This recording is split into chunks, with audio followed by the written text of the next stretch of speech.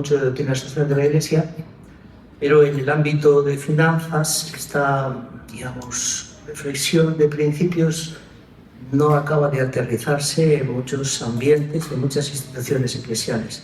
La pregunta es, ¿estamos invirtiendo de modo coherente con lo que predicamos? No es una pregunta de auditores, es una pregunta ciertamente que tiene que ver con nuestra identidad cristiana, lo que se supone que la Iglesia tiene que hacer como testimonio y como contraste ante el mundo en el que la economía es tan importante. La inversión es un elemento crítico y central del funcionamiento de la economía y quizá nosotros no estamos a la altura de ese testimonio de hacer las cosas diferentes que se podría esperar.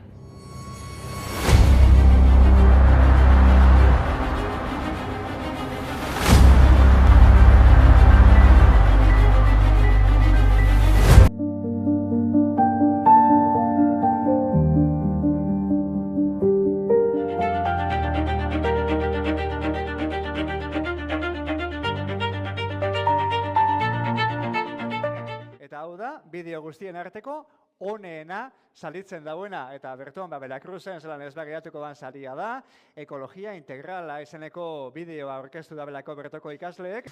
Txalos hartuko ditugu oso ondo. Eskerrik asko gure lana baloratzeagatik eta horrelako ekimenak sustatzeagatik.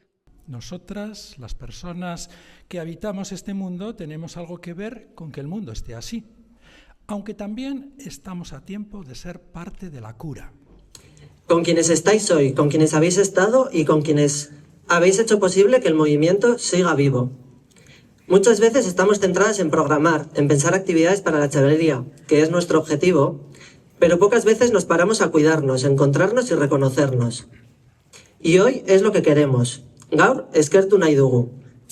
Gaur balioa eman nahi diogu egindako guztiari. Queremos mirar y decir, todo esto que hemos construido merece la pena ser celebrado.